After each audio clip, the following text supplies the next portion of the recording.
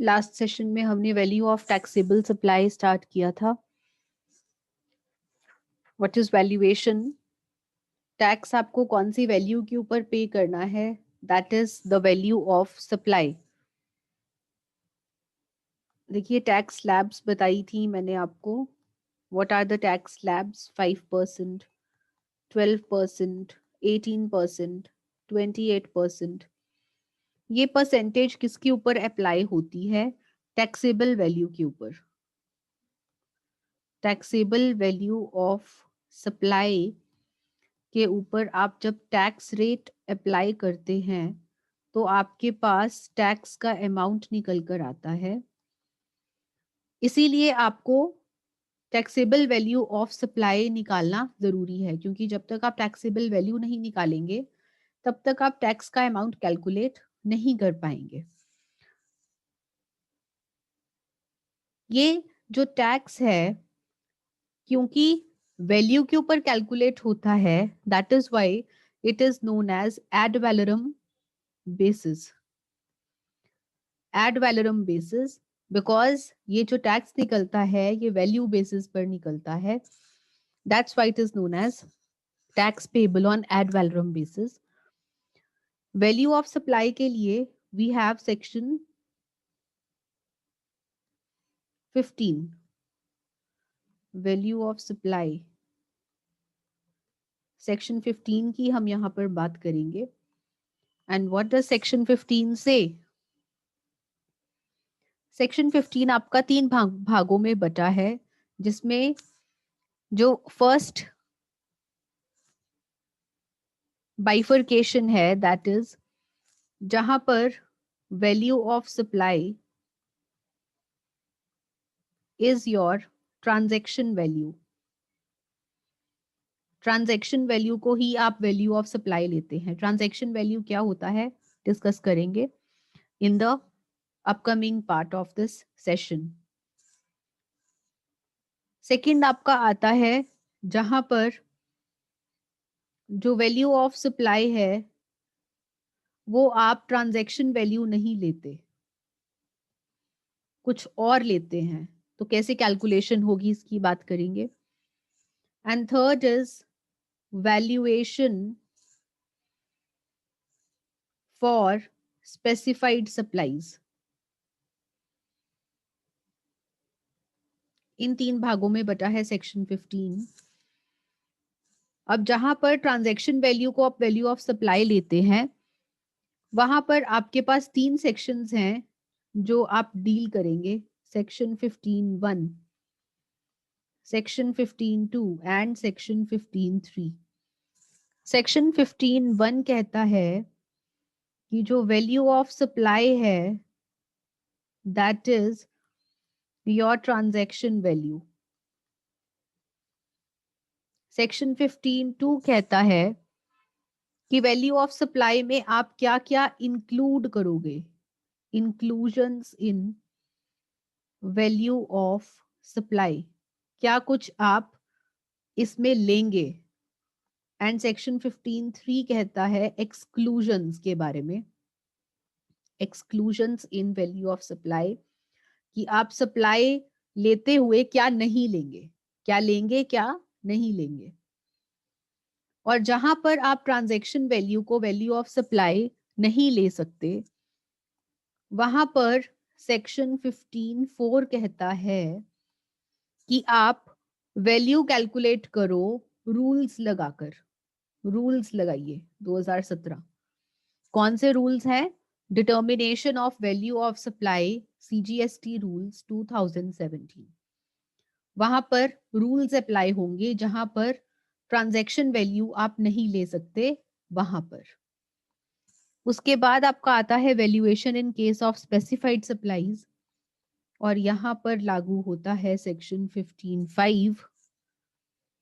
और यहां पर वैल्यू क्या होगी जो कि गवर्नमेंट बताएगी, notified by the government. Government बताएगी कि वैल्यू क्या लेनी है.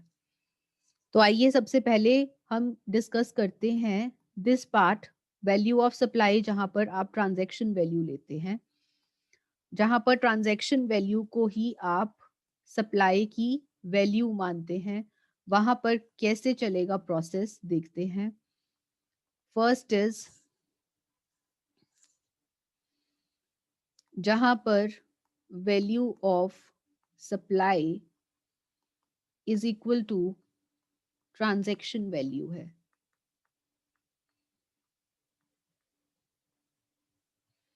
तो सबसे पहले हम डिस्कस करेंगे सेक्शन 15(1) इसमें, और सेक्शन 15(1) आपको बताएगा ट्रांजैक्शन वैल्यू के बारे में कि ट्रांजैक्शन वैल्यू क्या होता है और आप ट्रांजैक्शन वैल्यू को कब एक्सेप्ट करेंगे।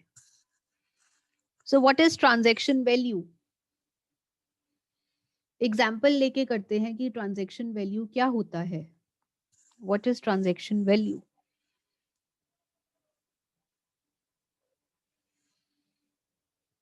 ए ने बी को गुड्स या फिर सर्विसेज सप्लाई करी फॉर ₹10,000, 10,000 की गुड्स या सर्विसेज प्रोवाइड करी। लेन देन किस वैल्यू पर हुआ? लेन देन किस वैल्यू पर हुआ? जल्दी से मुझे चैट बॉक्स में बताइए please. Remain active in the chat box. 10,000 लेन देन किस वैल्यू पर हुआ है? लेन देन हुआ है 10,000 की वैल्यू पर। लेन देन का जो मूल्य है वो क्या है? ₹10,000। सो यहाँ पर ये जो 10,000 है that is known as transaction value. जिस मूल्य पर आप ट्रांजैक्शन करते हैं, जिस मूल्य पर आप लेन देन करते हैं, उस मूल्य को कहा जाता है ट्रांजैक्शन वैल्यू। लेकिन ये ट्रांजैक्शन वैल्यू आप कब लेंगे? तो पहले एक काम करते हैं, ट्रांजैक्शन वैल्यू का मतलब लिख लेते हैं कि क्या है। So what is transaction value? Price actually paid और payable for the supply. Supply के लिए जो दाम पे किया गया, जो दाम पे किया गया या पे करना है, किया नहीं है करना है, या कर दिया या करना है, वह दाम ट्रांजैक्शन वैल्यू कहलाता है। जो दाम आपने गुड्स या सर्विसेज के लिए पे किया है या आप पे करेंगे आने वाले टाइम में, उस दाम को, उस प्राइस को आप कहते हैं ट्रांजैक्शन वैल्यू। लेकिन ये ट्रांजैक्शन वैल्यू झूठी भी तो हो सकती है, झूठी भी तो हो सकती है। मान लीजिए ए और बी, इसमें से ए जो है वो फादर है और बी जो है वो सन है। ये दोनों आपस में रिलेटेड है और ये सामान को कम वैल्यू पर दिखा रहे हैं ताकि टैक्स कम पे करना पड़े। तो ऐसे में ट्रांजैक्शन वैल्यू तो झूठी हो गई। क्या आप वहां पर ट्रांजैक्शन वैल्यू को एक्सेप्ट करेंगे? नो। सो ट्रांजैक्शन वैल्यू यदि एक्सेप्ट होगी, ट्रांजैक्शन वैल्यू को कब माना जाएगा? ये जो दाम आप पे कर रहे हैं या करने वाले हैं, उसको वैल्यू ऑफ सप्लाई कब माना जाएगा? उसके लिए कंडीशंस हैं। क्या कंडीशंस हैं? चलिए कंडीशंस भी हम करेंगे डिस्कस। ऐसा करते हैं, हम पहले ये देख लेते हैं कि एसेंशियल्स क्या हैं। Essentials of transaction value. क्या आवश्यक तत्व हैं? आवश्यक तत्व क्या हैं ट्रांजैक्शन वैल्यू के? 3 आवश्यक तत्वों की हम यहां पर बात करेंगे। First is basis for valuation. मूल्यांकन का आधार क्या है? दूसरा, प्राइस एक्चुअली पेड और पेबल, क्या दाम आप पे करने वाले हैं? और तीसरी बात हम करेंगे conditions for acceptance of transaction value. क्या क्या डिस्कस करेंगे हम? सबसे पहले तो मूल्यांकन का आधार। मूल्यांकन का आधार क्या है? मूल्यांकन का आधार, यहां पर मूल्यांकन का आधार है जिस वैल्यू पर ट्रांजैक्शन हुई। Transaction value is the basis of valuation. Price actually paid और पेएबल, दाम जो पे किया या करना है, प्राइस। एंड कंडीशंस, कंडीशंस क्या है? शर्तें। मोहित प्लीज, लेक्चर के बीच में आप अटेंडेंस मार्क नहीं करेंगे। आप लेट आते हैं एंड देन चैट बॉक्स में आप अटेंडेंस मार्क करते हैं, this is not acceptable. Conditions for acceptance of transaction value, किन शर्तों पर, किन शर्तों पर ट्रांजैक्शन वैल्यू को स्वीकार किया जाएगा? ऐसी कौन सी शर्तें हैं जहां पर ट्रांजैक्शन वैल्यू को स्वीकार किया जाएगा? यदि वो शर्तें पूरी नहीं होती तो आप ट्रांजैक्शन वैल्यू को वैल्यू नहीं मान सकते। फिर आपको कहाँ जाना पड़ेगा? फिर आपको सेकंड पार्ट की तरफ जाना पड़ेगा, आपको नियम लगाने पड़ेंगे। यदि आपकी ये शर्तें पूरी नहीं होती, ऐसे केस में आप ट्रांजैक्शन वैल्यू को वैल्यू ऑफ सप्लाई नहीं मान सकते। फिर आपको क्या लागू करना पड़ेगा? आपको सेकंड पार्ट में जाना पड़ेगा और सेक्शन 15(4) के अकॉर्डिंगली आपको नियम लागू करने पड़ेंगे। ठीक है जी, ये तीन बातें हम पढ़ेंगे। तो आइए सबसे पहले हम बात करते हैं ट्रांजैक्शन वैल्यू की, बेसिस ऑफ वैल्यूएशन की। Basis of valuation, basis of valuation मैंने आपको बताया क्या है। मूल्यांकन का आधार क्या है? मूल्यांकन का आधार है ट्रांजैक्शन वैल्यू, जिस वैल्यू पर ट्रांजैक्शन हुई है, that is known as transaction value. इसका एग्जाम्पल मैं पहले भी बता चुकी हूं, आइए एक और एग्जाम्पल कर लेते हैं। फॉर एग्जाम्पल, XYZ एक मैन्युफैक्चरर है पंजाब का, ये पंजाब का मैन्युफैक्चरर है और ये क्या सेल करता है? टूल्स एंड हार्डवेयर वगैरह, ड्रिल्स, पॉलिशेस, ये सब कुछ सेल करता है। और इसने ABC, पंजाब की एक कंपनी है ABC, उसे कुछ सामान सप्लाई किया है हार्डवेयर का, हार्डवेयर का, हार्डवेयर का सामान इसको सप्लाई किया है। उस सामान का जो MRP है दैट इज ₹11,000। MRP क्या होता है? मैक्सिमम रिटेल प्राइस, जो कि पैकेज के ऊपर लिखा होता है।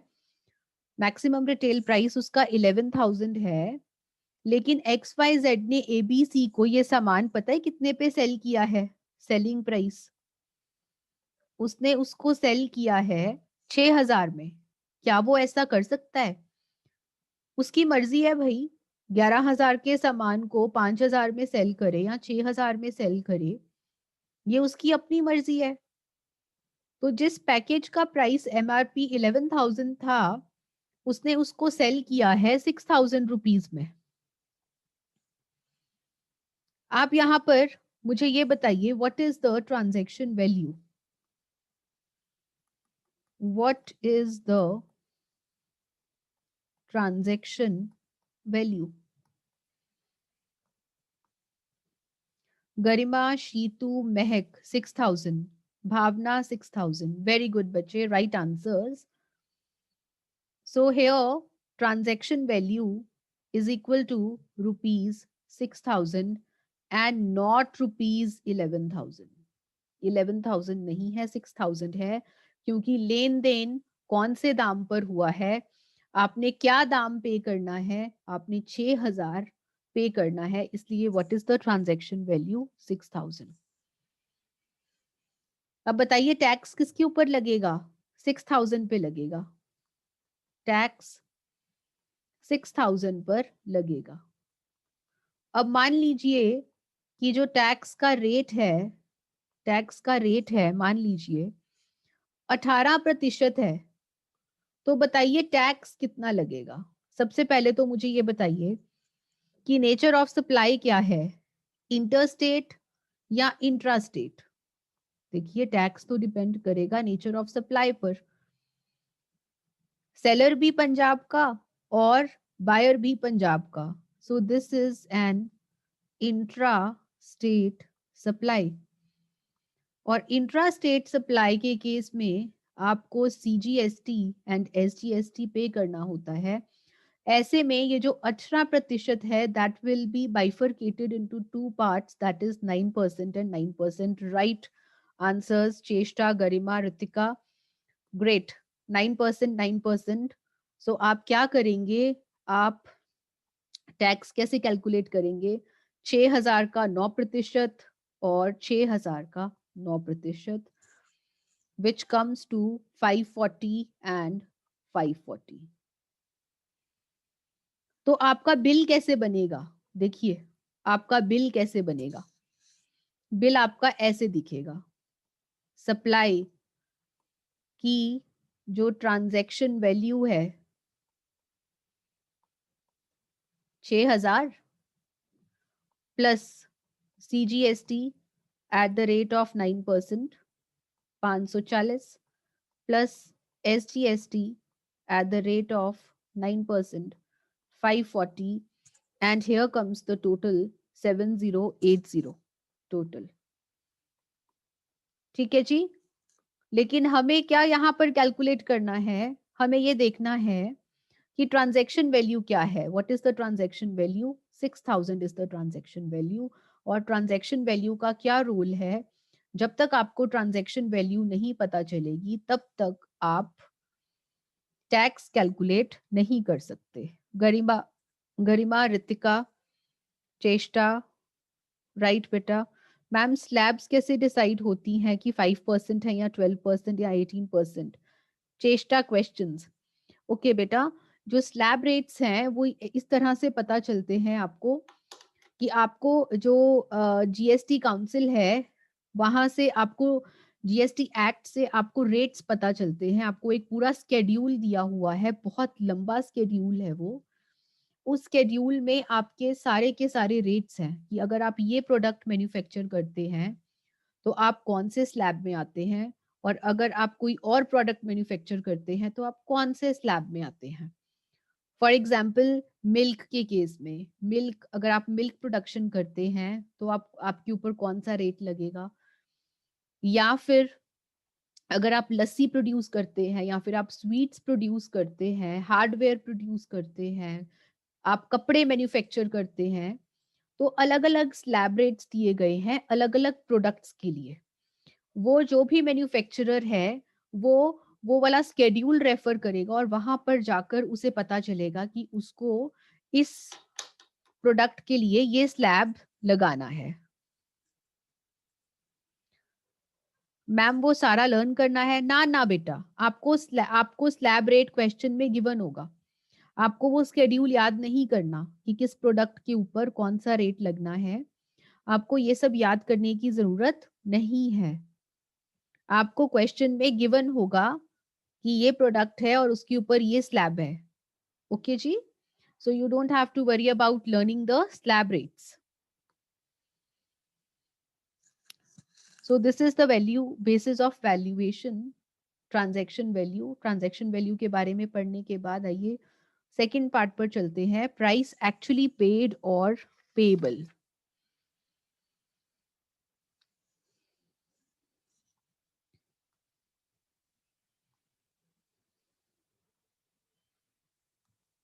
प्राइस एक्चुअली पेड और पेबल, दाम जो पे कर चुके या पे करना है,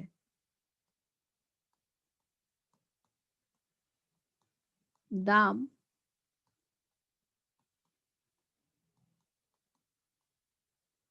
जो पे कर चुके या पे करना है, वो होता है ट्रांजैक्शन वैल्यू। एग्जाम्पल देते हैं इसमें, एग्जाम्पल देखिए। एक ऑडिट फर्म है बेटा, बेस्ड इन पंजाब, एक ऑडिट फर्म है, इसका काम क्या है, ऑडिट्स करती है अलग अलग कंपनीज के। पंजाब की ऑडिट फर्म है ये, इसको एक ऑडिट मिला है। कहाँ का ऑडिट मिला है, इस ऑडिट फर्म का जो क्लाइंट है वो ऊना का है, ऊना। और कॉन्ट्रैक्ट में क्या मेंशन किया गया है कि जो ऑडिट फीस है,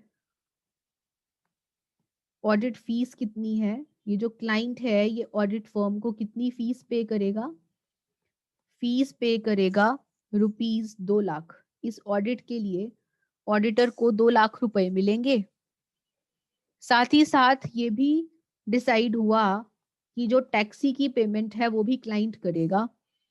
कितनी पेमेंट करेगा, 10,000 रुपए क्लाइंट पे करेगा। यहाँ पर सर्विस प्रोवाइडर कौन है, सप्लायर कौन है, यहाँ पर सप्लायर ये है। और रिसीवर कौन है, रिसिपिएंट। रिसिपिएंट कौन है, रिसिपिएंट है क्लाइंट। और क्लाइंट सर्विसेज के लिए पेमेंट कर रहा है टू द ऑडिट फर्म। बताइए यहाँ पर प्राइस पेड या पेएबल कितना है, क्लाइंट ने कितना प्राइस पे करना है ऑडिट फर्म को, 2 लाख या 2,10,000।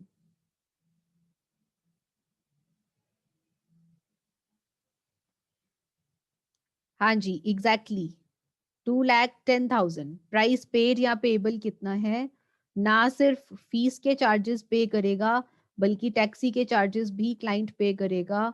सो here the transaction value is 2,10,000। Right Cheshta, Garima, Anuradha.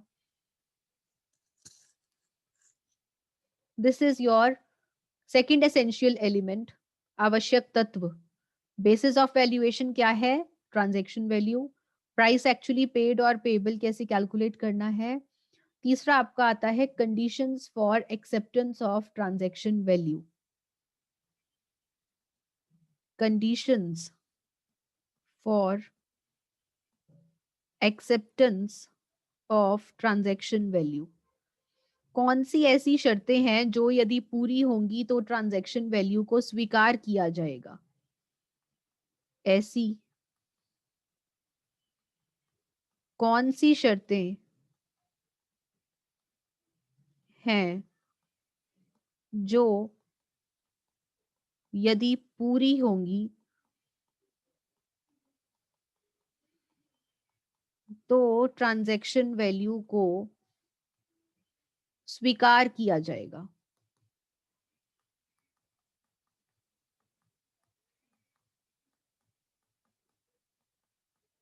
यदि ये शर्तें पूरी ना हुई तो ट्रांजैक्शन वैल्यू को स्वीकार नहीं किया जाएगा। ऐसे में हमें रूल्स लगाने पड़ेंगे। तो शर्तें कौन सी हैं, 2 शर्तें हैं बेटा। ये कंडीशंस बहुत इंपॉर्टेंट है। कंडीशन 1 पहली शर्त और कंडीशन 2 दूसरी शर्त। पहली शर्त क्या है कि जो सप्लायर है एंड रिसिपिएंट है, supplier and recipient not related, related नहीं होने चाहिए, संबंधित नहीं होने चाहिए। दूसरी कंडीशन क्या है, price is the sole consideration. Ma'am ये दोनों कंडीशंस क्या है, समझ में नहीं आई। आइए समझते हैं पहले कंडीशन 1। कंडीशन 1, कंडीशन 1 क्या है कि जो सप्लायर एंड रिसिपिएंट है should not be related.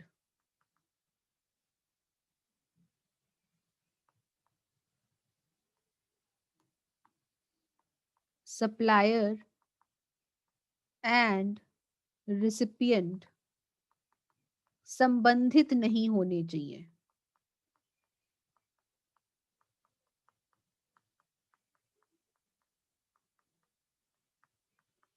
भाई संबंधित क्यों नहीं होने चाहिए?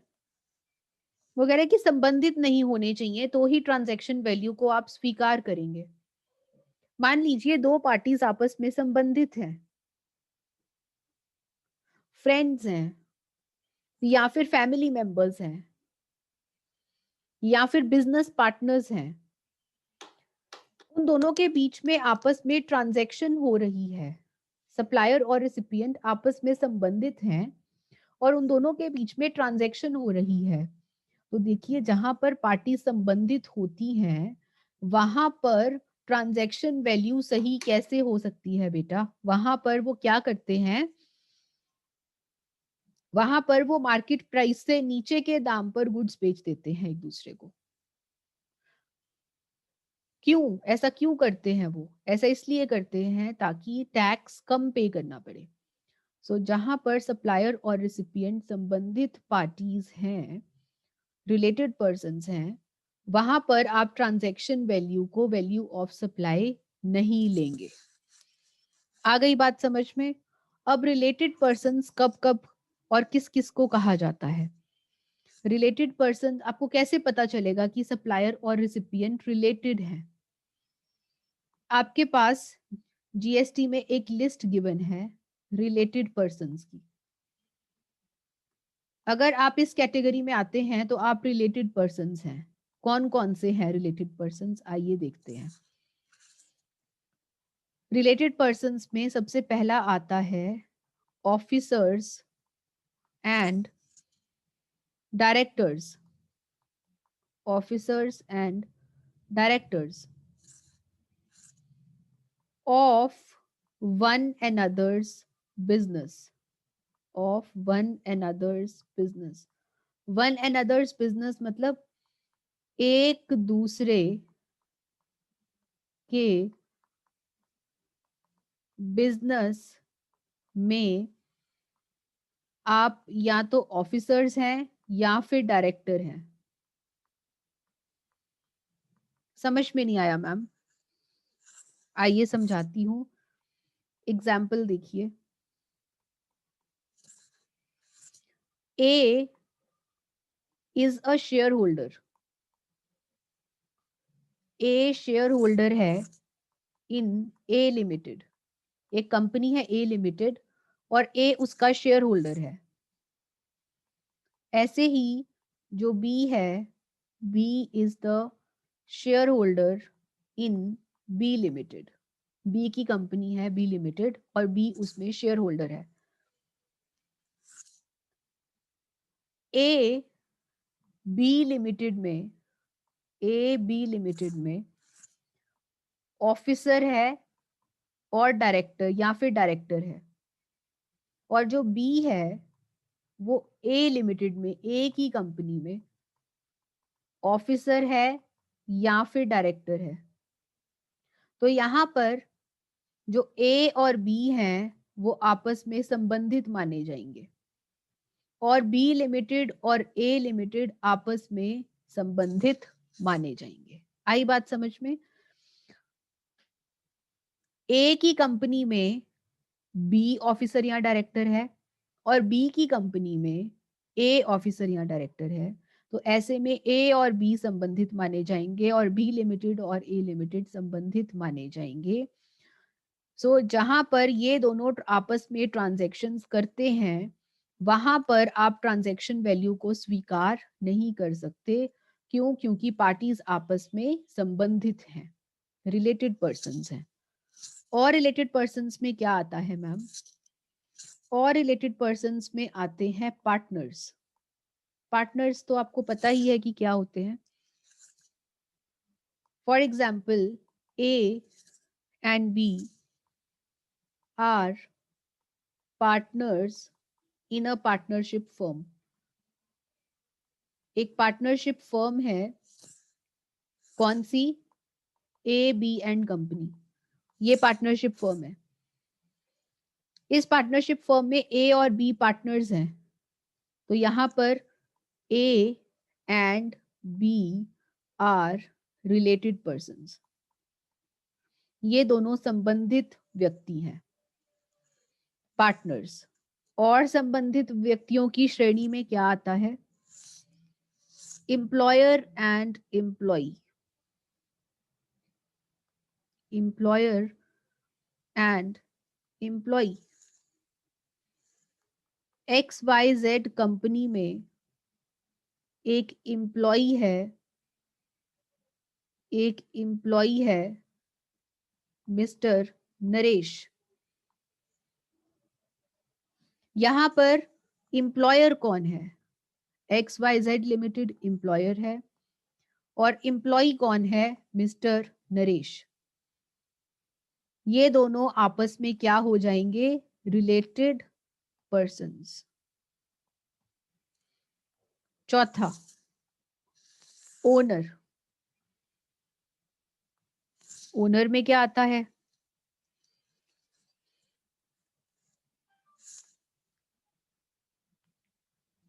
ये है कंपनी ए और ये है कंपनी बी. कंपनी ए में मिस्टर आकाश के 25% शेयर्स हैं और कंपनी बी में भी मिस्टर आकाश के 25% शेयर्स हैं. एक ही व्यक्ति दो कंपनीज में 25% या 25% से अधिक की शेयर होल्डिंग रख रहा है. 25% या 25% से अधिक की शेयर होल्डिंग एक ही व्यक्ति की दो कंपनीज में है. तो ये जो दो कंपनीज हैं ये आपस में रिलेटेड पर्सन्स हो जाएंगे. कहने का मतलब क्या है? जब एक ही व्यक्ति दो कंपनीज में 25% या 25% से अधिक के शेयर्स होल्ड करता है तो वो दो कंपनीज जिसमें उसकी ऐसी शेयर होल्डिंग है वो दो कंपनीज आपस में रिलेटेड मानी जाएंगी. और controlled by another. Controlled by other. Control का मतलब क्या होता है? नियंत्रण करना. नियंत्रण करना. ABC लिमिटेड होल्डिंग कंपनी है. Holding company. और ABC लिमिटेड की एक सब्सिडरी है PQR लिमिटेड, सब्सिडरी कंपनी. आपने अकाउंट्स में पढ़ा है होल्डिंग सब्सिडरी रिलेशनशिप के बारे में. यहां पर होल्डिंग कंपनी सब्सिडरी कंपनी के ऊपर कंट्रोल करती है, नियंत्रण करती है. PQR लिमिटेड के बड़े बड़े फैसले कौन लेती है? ABC लिमिटेड लेती है. ऐसे में ये दोनों ABC limited and PQR limited ये दोनों हो जाएंगे क्या? आपस में रिलेटेड पर्सन्स. जहां पर एक पार्टी दूसरी पार्टी को कंट्रोल करती है तो दोनों पार्टीज आपस में रिलेटेड मानी जाती हैं. यहां पर तो आपसी कंट्रोल की बात है. एक और कंट्रोल आता है control by a third person. Control by a third person, जहां पे कोई तीसरा व्यक्ति दो पार्टीज को कंट्रोल करता है. मान लीजिए ABC लिमिटेड और PQR लिमिटेड, इन दोनों को कंट्रोल करता है XYZ लिमिटेड. इसको भी कंट्रोल करता है XYZ लिमिटेड और XYZ लिमिटेड इसको भी कंट्रोल करता है. दोनों कंपनीज को एक कोई तीसरा व्यक्ति, दिस इज थर्ड पर्सन, कोई थर्ड पर्सन दो कंपनीज को या दो व्यक्तियों को कंट्रोल कर रहा है, वहां पर ये दोनों पार्टीज आपस में हो जाएंगी रिलेटेड पर्सन्स। तो एक्स वाई जेड और पी क्यू आर हो जाएंगी रिलेटेड पर्सन्स। क्यों? क्योंकि ये दोनों किसी एक ही व्यक्ति द्वारा कंट्रोल की जा रही है। Seventh, together control a third person, दोनों मिलके किसी तीसरे को कंट्रोल कर रही हैं। उल्टा केस लगा लीजिए, एबीसी लिमिटेड, पीक्यूआर लिमिटेड। पहले X Y Z limited PQR को कंट्रोल कर रहा था इस एग्जाम्पल में, अब PQR limited X Y Z limited को कंट्रोल कर रही है, और एबीसी लिमिटेड भी एक्स वाई जेड लिमिटेड को कंट्रोल कर रही है। ऐसे में ये दोनों हो जाएंगी रिलेटेड पार्टीज, रिलेटेड पर्सन्स। देखिए यहां पर एरो की डायरेक्शन देखिए, यहां पर कोई तीसरा व्यक्ति इन दोनों को कंट्रोल कर रहा है तो ये दोनों रिलेटेड हैं। यहां पर ये दोनों पार्टीज किसी तीसरे व्यक्ति को कंट्रोल कर रही हैं, सो ये दोनों आपस में हो जाएंगी रिलेटेड पार्टीज।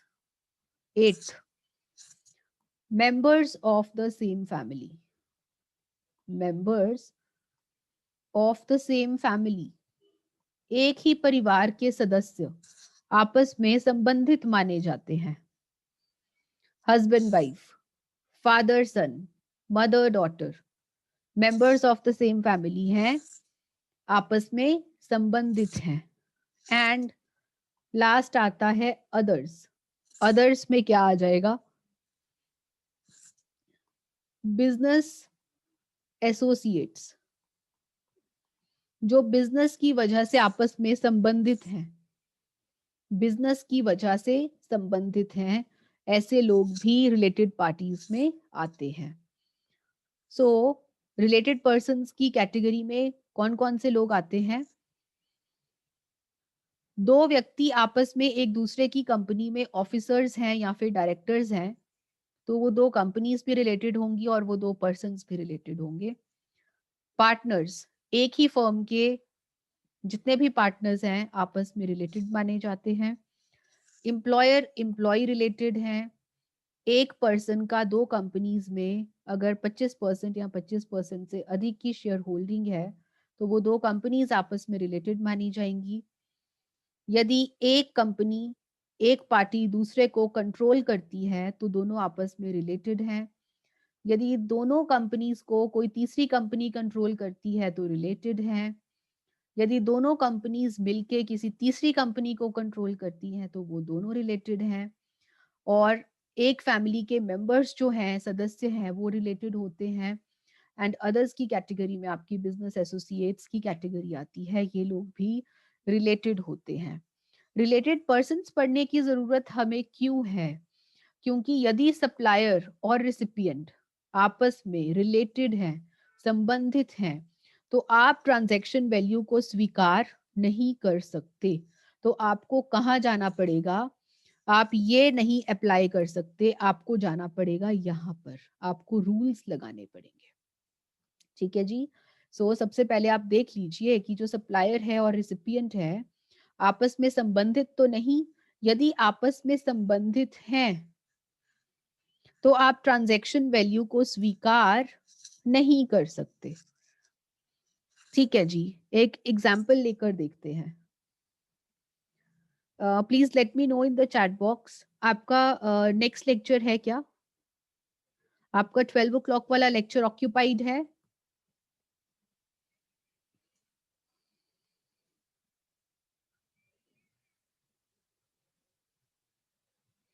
फ्री है, not occupied? Okay, so can I take 5 to 10 minutes more to explain the concept further? Okay जी, तो इसका एक एग्जाम्पल करके हम रिलेटेड पर्सन्स वाले कॉन्सेप्ट को खत्म करते हैं बेटा। एग्जाम्पल देखें, मिस्टर ए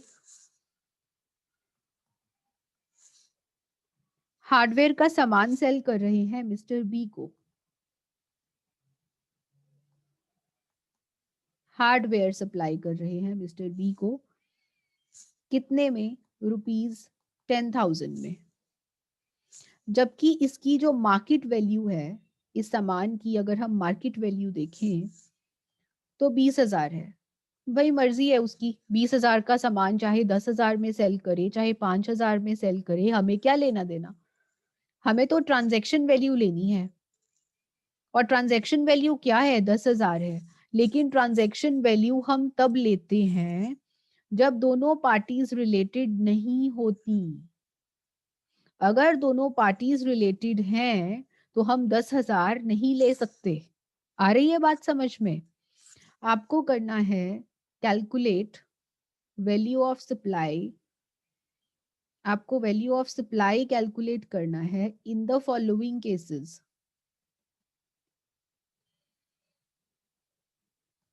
केसेस क्या है?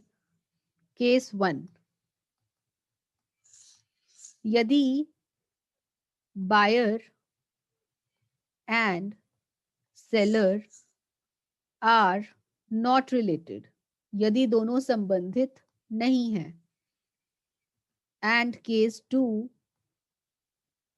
when buyer and seller are related। So जहां पर ये दोनों संबंधित नहीं है, केस 1 नॉट रिलेटेड, जहां पर संबंधित नहीं है वहां पर आप ट्रांजैक्शन वैल्यू को अडॉप्ट कर सकते हैं। यस, यहां